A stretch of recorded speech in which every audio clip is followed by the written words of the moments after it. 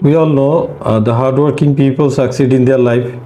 So as a teacher, I have seen some students brilliant but lazy.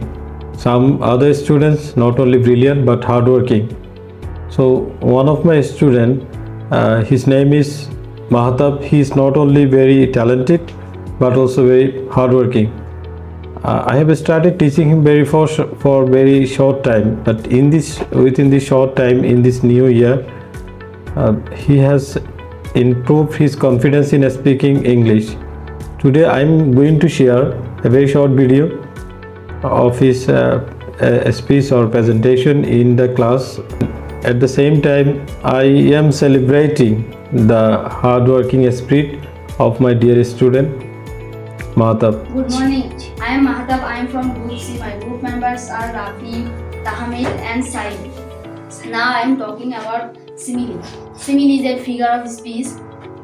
Simile, its definition: simile is a phrase. It used to compare something to something. Example, Rafi is as busy as bees. Srikanto is as tall as our Moshe sir, etc.